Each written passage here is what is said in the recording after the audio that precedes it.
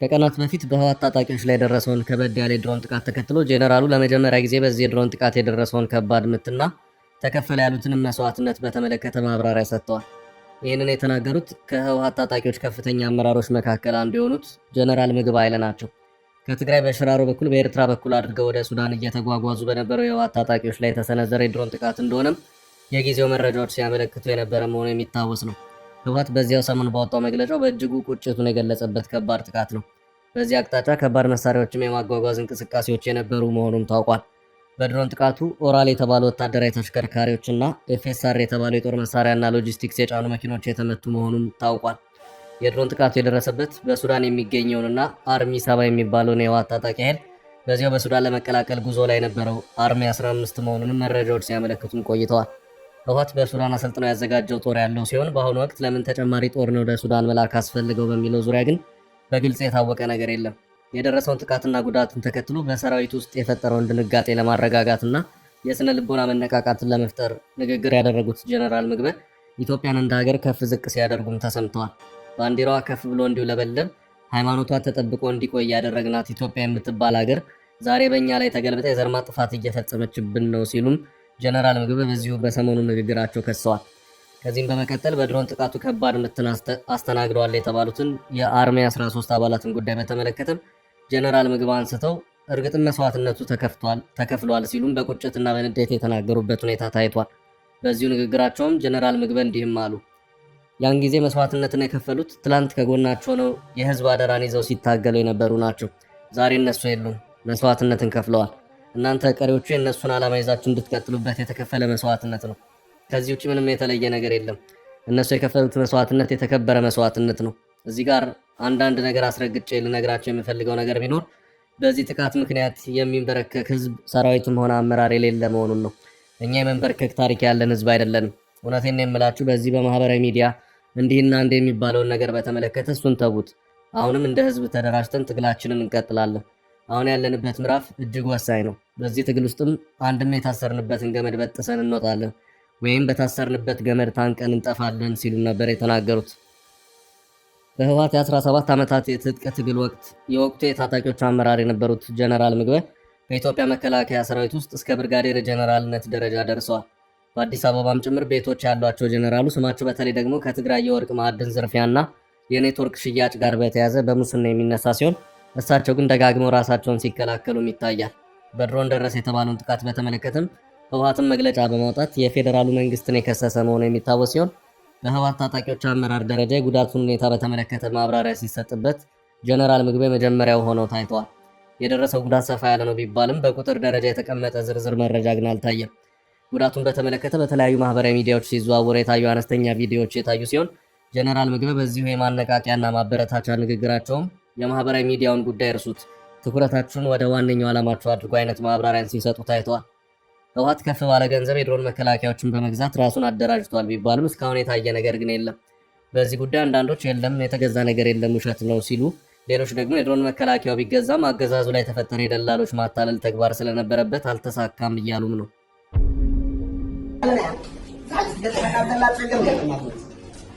ኦኬ አካል ናይቱ ናይ መከታ አካል በዚህ ዝክፈል ዘሎ መስዋዕቲ ዝንበርከክ ህዝቢ የለን፣ ዝንበርከክ ምምሕዳር የለን፣ ዝንበርከክ ናይ ሰራዊት አመራርሓ የለን፣ ዝንበርከክ ናይ 13 አባል የለን። ህወሓት የጊዜያዊ አስተዳደርን በኃይል ስልጣን ቀምቶ ከጦርነቱ በፊት የነበረን ምክር ቤት መመለሱ ይታወቃል። ህወሓት ስልጣኑ መጨበጡን ካረጋገጠ በኋላ ብዙዎች ከኤርትራ የተቀዳ ነው ያሉትን የአፈና ረቂቅ ህግ ማውጣቱ ይታወሳል። ረቂቅ ህጉ በእጅጉ አነጋጋሪ ሆኖም ሰንብቷል። አሁን ላይ ረቂቁ በተመለሰው ምክር ቤት እንደሚጸድቅ እየተጠበቀ ሲሆን በውስጡ ቀደም ሲል ከተሰሙ ባሻገር ዝርዝር መመሪያዎች ይፋ ሆነዋል። አጠቃላይ ሰነዱ በ6 ምዕራፎች የተከፋፈለና በ44 ገጽ የቀረበ ረቂቅ አዋጅ ሲሆን በአዋጁ መግቢያ ላይ ጠላት ሲል የጠራው የፌዴራል መንግስት የፕሪቶሪያን ስምምነት በማፍረስ በትግራይ ህዝብ ላይ ሁሉንም አይነት በደልና ግፍ እየፈጸመ ስለሆነ የትግራይ ህዝብና መንግስት ራሳቸውን የመከላከል ተፈጥሯዊና ህጋዊ መብት አላቸው ሲል ያስቀምጣል። በረቂቅ አዋጅ የመጀመሪያ ክፍል አንቀጽ 5 ላይ እድሜና ጤና የሚፈቅድለት ማንኛውም የትግራይ ተወላጅ የክልሉ መንግስት የሚያቀርብለትን የክተት ጥሪ ተቀብሎ የመሳተፍ ብሔራዊ ግዴታ እንዳለበት ይደነግጋል። በሶስተኛው ክፍል ደግሞ የወንጀል ተጠያቂነት በሚለው የረቂቁ ክፍል ስር በትግራይ ጦር ውስጥ ለመቀላቀል ወይም ለመዋጋት ፈቃደኛ ያልሆነ ማንኛውም ሰው በደጀን ወይም በግንባር ግዴታውን እንዲፈጽም ጥሪ ቀርቦለት ያልተቀበለ ከሆነ ከ10 ሺህ እስከ 50 ሺህ ብር ተከቶ ግዴታውን እንዲፈጽም ይደረጋል ሲል ያስቀምጣል። በዚህ ረገድ የሰራዊቱን ወይም የመንግስትን እንቅስቃሴ ማጋለጥ፣ ህገወጥ የጦር መሳሪያዎችን መያዝ፣ ጥይት እንዲሁም ርችት መተኮስ እንዲሁም ለማምለጥ መሞከርና ከብሔራዊ ጥሪ ጋር አለመተባበር በእስራትና በገንዘብ ቅጣት ከሚያስቀጡ ድርጊቶች መካከል መሆናቸውን ይዘረዝራል። በአንቀጽ 29 እስከ 30 ደግሞ በተለይም በጦርነት ጊዜ በመሰረተ ልማት በህዝብና በመንግስት ተቋማት ላይ የሚደርስ ጉዳት ከጠላት ጋር መተባበርና የሚስጥር ማሹለክ በእስራትና በገንዘብ እንደሚያስቀጣ የተገለጸ ሆኖ ነገር ግን ድርጊቱ ሆን ተብሎ ከተፈጸመ በዕድሜ ልክ እስራት ወይም ሞት ሊያስቀጣ እንደሚችል ይገልጻል። እንዲሁም እንቅስቃሴው በህዝቡ ላይ አለመረጋጋት የሚፈጥር ከሆነ በህግና በህገ መንግስታዊ ስርዓቱ ላይ ወይም በባለስልጣናት ወይም በትግራይ ሰራዊት ላይ ጉዳት ማድረስ የዕድሜ ልክ ጽኑ እስራት ወይም እስከ ሞት ሊያስቀጣ የሚችል ወንጀል ሆኖ ሰፍሯል። እንዲሁም ከውጭ መንግስት ጋር በመተባበር የትግራይን ሉዓላዊነት አደጋ ላይ የሚጥል ድርጊት መፈጸም እንደ ድርጊቱ አይነት ከባድ ከሆነ እስከ ሞት ድረስ የሚያስቀጣ እንደሆነ ይዘረዝራል። በሰነዱ አንቀጽ 44 ላይ የተገለጸውና እስከ ሞት ቅጣት የሚያደርሰው ወንጀል ከጠላት ጋር የኢኮኖሚ ትብብር ማድረግ ወይም መመካከር የሚል መሆኑን ይገልጻል። የጦርና የዘር ማጥፋት ወንጀሎች በትግራይ ህዝብ ወይም በተወሰነ የትግራይ ማህበረሰብ ላይ ሆን ተብሎ እንዲፈጸም የቀሰቀሰ ትዕዛዝ የሰጠም ሆነ በራሱ ለመፈጸም የተንቀሳቀሰ በዕድሜ ልክ እስራት ወይም እስከ ሞት በሚደርስ ይቀጣል ሲልም ያክላል። ረቂቅ ህጉ ይህ በተለያዩ መንገዶች ይገለጻል ሲል አስፍሮ ከእነዚህም ውስጥ ረሃብን ወይም መድኃኒትን እንደ ጦርነት መሳሪያ መጠቀም ወይም የጥንት ቅርሶችንና የአምልኮ ቦታዎችን ሆን ተብሎ ማውደም በሞት ከሚያስቀጡ ድርጊቶች መካከል ተካቷል። የመስዋዕትነትን ክብር ማሳነስ፣ የተዋጊዎችንና የቤተሰቦቻቸውን ክብር መንካት፣ በተለይም የተደራጀ የሚዲያ ቅስቀሳ ከሆነ እስከ 15 ዓመት የሚደርስ እስራት እንደሚያስቀጣ የቢቢሲ ዘገባ ያመለክታል።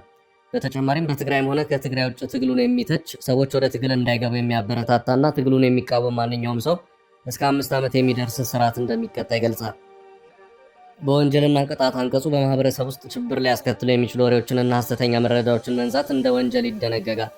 አንቀጽ 48 ደግሞ በትግራይ ሰራዊት ላይ በማንኛውም መንገድ ፕሮፓጋንዳ ማካሄድ ወይም ሆን ተብሎ ከጠላት ጋር በመተባበር ሆን ተብሎ እንዲጠቃ ማድረግ፣ የትግራይ ተወላጆችን ለጠላት መመልመልና የትግራይ ጦር እንዲከዳ ማነሳሳት እና ማበረታታት የዕድሜ ልክ እስራት ወይም በሞት የሚያስቀጣ ወንጀል ይላል።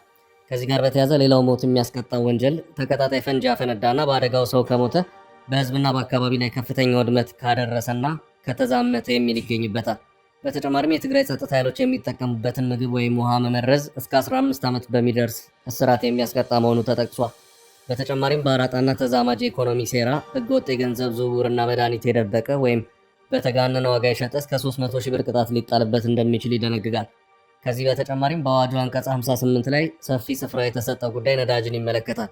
ነዳጅን የደበቀ ከውሃ ጋር ቀላቅሎ የሸጠ ወይም ደግሞ ለጸጥታ ኃይሎች የተቀመጠ ነዳጅ ላይ ጉዳት ያደረሰ ያታለለ የ25 ዓመት እስራት እንዲሁም ከ50 ሺህ እስከ 100 ሺህ ብር ቅጣት ሊደርስበት እንደሚችል ረቂቁ ይገልጻል።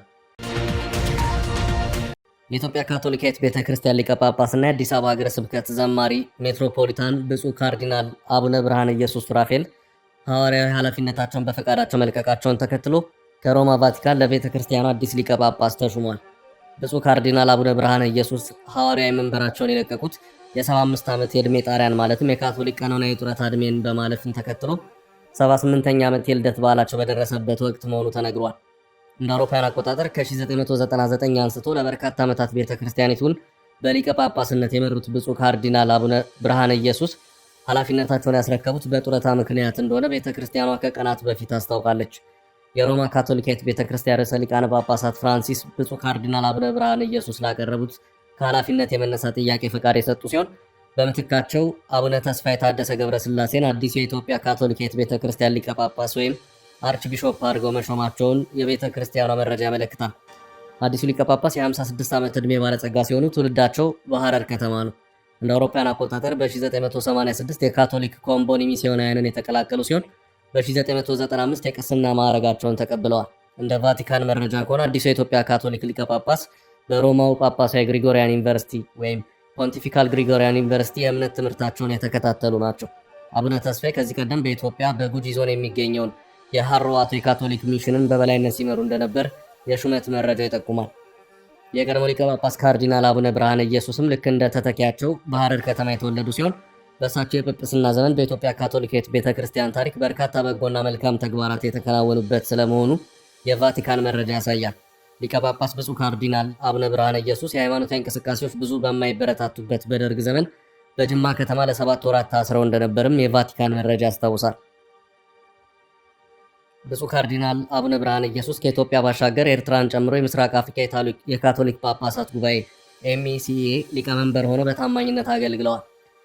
በሮማው ርዕሰ ሊቃነ ጳጳሳት ውሳኔ መሰረት የአቡነ ብርሃነ ኢየሱስ ተተኪ በመሆን አቡነ ተስፋዬ ታደሰ የአዲስ አበባ ሀገረ ስብከት ሊቀ ጳጳስ ሆነው በይፋ ተሹመዋል። ኢራንና አሜሪካ የሰላም ስምምነትን ሊፈራረሙ መሆኑ እየተነገረ ነው። ሆኖም ይኸው ሊፈረም ነው የተባለው ስምምነት ጉዳይ በርካቶቹን ግራ አጋብቶ እንደቀጠለ ነው። ግራ አጋቢነት የተፈጠረው መቼ ይፈረማል በሚለውና ለመሆኑ የስምምነቶቹ ይዘትስ ምንድናቸው በሚሉት ነጥቦች ጉዳይ ነው። ዘገባዎቹም ይህንኑ እያመለከቱም ይገኛሉ። ሆኖም ስምምነቱ መቼ ይፈረማል፣ የስምምነቱ ይዘትስ ምን ይመስላል በሚለው ዙሪያ ግን እስካሁንም ድረስ ጥርት ያሉ መረጃዎች አለመውጣታቸውን ተከትሎ በርካታ ሚዲያዎች ውስጡን እያነፈነፉ ይገኛሉ። በተለይ ከኢራን በኩል ነገሮች ዝግ እንደሆኑ ይገኛሉ። ትራምፕ እንደተለመደው ፊት በማለት እየፈጠኑ ነው። ከገቡበት የጦርነት አጣብቂኝ የሚገላግላቸው በመሆኑ የስምምነቱን መፈረም በእጅጉ ፈልገውታል። ከዚሁ ጋር በተያያዘም ትራምፕ ስምምነቱ በዕለተ እሁድ ይፈረማል በማለት አሳውቀዋል። ፕሬዚዳንት ዶናልድ ትራምፕ ዛሬ በ80ኛ ዓመት ልደታቸው ቀን ስምምነቱ እንደሚፈረም እየጠበቁ እንደሚገኙ የቢቢሲ ዘገባ አመላክቷል። ሆኖም ኢራን ስምምነቱ የሚፈረምበት ጊዜ ላይ አሁንም ጥርጣሬ እንዳላት ገልጻለች። የስምምነቱን መፈረም በተመለከተ ኢራናውያን ተቃዋሚዎችም ቅሬታ እያሰሙ ነውም ተብሏል። የስምምነቱን የፊርማ ጊዜ በተመለከተ ቴህራን የለም የእሁድ ፊርማ የሚባል ነገር የለም፣ እርግጥ ነው ስምምነት ላይ ተቃርበናል፣ ነገር ግን የስምምነት ፊርማ ቀን ግን አልቆረጥንም፣ የምን ችኮላና መራወጥ ነው ብላለች። አደራዳሪ የሆነችው ፓኪስታንን ብትሆን ስምምነቱ እሁድ እንደሚፈረም ገልጻ ነበር። ሆኖም ከኢራን አቋም አንጻር የሚሆን አይመስልም። ከዚህ ውጭም ሁለቱ ሀገራት ይፈራረማሉ የተባለውን የመግባቢያ ስምምነት ወይም ሜሞራንደም ኦፍ አንደርስታንዲንግ በተመለከተ ግልጽ የሆኑ መረጃዎች እየወጡም አይደለም። የኢራን የኒውክሌር ጉዳይ፣ የሆርሙዝ መከፈት፣ ኢራን እየጠየቀችው ስላለው የማዕቀብ መነሳትና የታገደባት ገንዘብ መለቀቅን በተመለከተ ሲነሱ የነበሩ የመደራደሪያ ነጥቦች ናቸው። የመግባቢያ ስምምነት ይፈረማል ሲባል በየትኞቹ ነጥቦች ላይ ምን አይነት ስምምነት ላይ ደርሰው ነው የሚለውን በተመለከተ አሁንም እየወጡ ያሉት መረጃዎች ግልጽነት የጎደላቸው ሆነው እየታዩ ነው። ይፈረማል የተባለው ስምምነት በዝርዝር ጉዳዮች ላይ ትኩረቱን የሚያደርግ ሳይሆን ጠቅላላ ጉዳዮችን የሚያመለክት የመግባቢያ ስምምነት መሆኑም እየተነገረ ነው። ትራምፕ ስምምነቱ ኢራን ኒውክሌር የጦር መሳሪያን እንዳትታጠቅ የሚያደርግ ስምምነት ነው፣ በ2015 ኦባማ ከኢራን ጋር ተፈራርሞት ከነበረው ፈጽሞ የተለየ ስምምነት ነው ሲሉም ትራምፕ ተናግረዋል። በመግባቢያ ሰነዱ መሰረት የተኩስ አቁሙ ለ60 ቀናት ተራዝሞ ስለ ኢራን የኒውክሌር መርሃ ግብር ድርድር ይጀመራል መባሉንም ዘገባዎች እያመለከቱ ይገኛሉ። ስምምነቱ እንደተፈጸመ በአፋጣኝ ሆርሙዝ ሰርጥ የሚከፈት መሆኑንም ትራምፕ አክለዋል። ስምምነቱን በተመለከተ እስካሁን ባለው ሁኔታ በኢራን በኩል የተሰማ ዝርዝር ሀሳብ የለም። አሁን የተዘጋጀው ረቂቅ የመግባቢያ ስምምነት ነው መባሉን ግን ኢራን አረጋግጣለች። አንዳንዶች የመግባቢያ ስምምነቱ አሁን ያለውን ውጥረት የሚያረግብና በየጊዜው የሚያገረሸውን ጦርነት የሚያስቀር እንጂ የድርድር የመጨረሻ ሰነድ አይደለም እያሉ ይገኛሉ። ሌሎች ዝርዝር የኒውክሌርና ሌሎች ወሳኝ አንገብጋቢ ጉዳዮች በቀጣይ በሚኖሩ ንግግሮች የሚታዩ እንጂ አሁን ባለው ሁኔታ ሁለቱን ሀገራት የማያግባቡ ሌሎች ጉዳዮችን ማንሳቱ አስፈላጊ ሆኖ አልተገኘም እየተባለም ይገኛል። የፓኪስታን ጠቅላይ ሚኒስትር ሻህባዝ ሻሪፍ በሁለቱ ወገኖች የመግባቢያ ሰነዱ ላይ እንደተስማሙ ገልጸዋል። ኢስላማባድ ስምምነቱ ላይ ኤሌክትሮኒክ ፊርማዋን እንደምታኖርም አክለዋል። ስምምነቱ ከተፈረመ በኋላ በቀጣይ ሳምንት የባለሙያዎች ውይይት እንደሚቀጥል ጠቅላይ ሚኒስትሩ ተናግረዋል። ሁለቱን ሀገራት በዋናነት ያሸማገሉት ፓኪስታንና ኳታርን ጨምሮ ሌሎች ሀገራትም ስምምነቱ ላይ ይፈርማሉ ተብሎ ይጠበቃል። ኳታር በኢራን እስራኤል አሜሪካ ጦርነት ወቅት ከባድ የኢራንን ወታደራዊ ምት ካስተናገዱት ሀገራት መካከል ናት። ከሶማሊያ ተገንጥላ ነፃነቷን ያወጀችውና ከእስራኤል የመጀመሪያውን የሀገርነት እውቅና ያገኘችው ሶማሌላንድ ቻይናን ያስቆጣ ድርጊት በሳምንት ውስጥ ፈጽማለች። ራስ ገዝ የሆነችው ሶማሌላንድ ቻይና የግዛቴ አካል ናት በምትላት ታይዋን ውስጥ የዲፕሎማቲክ ቢሮ በመክፈት በይፋ ስራ ማስጀመሯን አስታውቃለች። ሀርጌሳ ለሶማሌላንድ አዲስ የዲፕሎማሲ ቢሮ ወደ ስራ ማስገባቷንና አምባሳደር መሐሙድ አደም ጃማን መሾሟን አስታውቃለች። ሶማሊያና ቻይና ሶማሌላንድ ከታይዋን ጋር የምታደርገውን ዲፕሎማሲያዊ ግንኙነት በጥብቅ ሲቃወሙ የቆዩ ሲሆን ይህ የሶማሌላንድ የቅርብ ጊዜ እንቅስቃሴም በቤጂንግ ዘንድ ያልተወደደ ሆኗል። ሶማሌላንድ የሾመቻቸው አምባሳደር ጃማ ሶማሌላንድና ታይዋን ለሶማሊያና ለቻይና ተጽዕኖ እንደማይንበረከኩና ሶማሌላንድም ከማንኛውም ሀገር ጋር ግንኙነት የመመስረት ሉዓላዊ መብት እንዳላት መናገራቸውን የሮይተርስ ዘገባ አመልክቷል። ታይዋን ከእስራኤል እውቅና ዓመታት በፊት በሶማሌላንድ የዲፕሎማቲክ ተልዕኮ መስረታ እንደነበር ይታወቃል። ታይዋን የውክልና ቢሮዋን በሶማሌላንድ የከፈተችው እንደ አውሮፓውያን አቆጣጠር በ2020 ላይ ነበር። በቅርቡ የታይዋን ልዑካን ወደ ሶማሌላንድ እንዳይሄዱ የሶማሊያ መንግስት አግደው እንደነበርም ይታወሳል። ቤጂንግም የሁለቱን ወገኖች ግንኙነት በተመለከተ ጥብቅ ማስጠንቀቂያ አሰምታ ነበር። በተጨማሪም ታይዋን ለሶማሌላንድ የፖሊስ፣ የባህር ጥበቃ፣ ወታደራዊ ቁሳቁስና ስልጠና ጭምር እንደምትሰጥ ይታወቃል። በተያያዘ መረጃ ከሰሞኑ ስለ ሶማሌላንድ አስተያየት የሰጡት የሶማሊያ ፕሬዝዳንት ሐሰን ሼክ መሐመድ የእስራኤል ለሶማሌላንድ እውቅና መስጠት ለሶማሌላንድ የዲፕሎማቲክ ድል ሳይሆን የዲፕሎማሲ ወጥመድ ነው ሲሉ ተደምጠዋል። ይህ ድርጊት ሶማሊያን ወደ ጦርነት የሚጎትት ወጥመድ ነው ያሉት ፕሬዝዳንቱ እስራኤል ወደ ሶማሊላንድ ሄዳ ወጥመድ ያጠመደችው ቀደም ብላ ከሶማሊያ ማዕከላዊ መንግስት ጋር መስማማት ሳትችል ስለቀረች ነው ሲሉ አዲስ መረጃ አውጥተዋል። እስራኤል ለራሷ የደህንነት ፍላጎት ብቻ ስትል ወደ ሶማሊላንድ መታለች ያሉት ፕሬዝዳንት ሐሰን ሼክ መሐመድ እስራኤል 3 አስርት ዓመታትን ለተሻገረ የሶማሊላንድ እውቅና ፍላጎት እምብዛም ግድ የላትም ሲሉ አክለዋል። ሶማሊላንድ እውነተኛ እውቅና አልተቀበለችም፣ ወደፊትም አትቀበልም፣ ከእስራኤል የተሰጠውም ወጥመድ ነው ሲሉ ተከራክረዋል።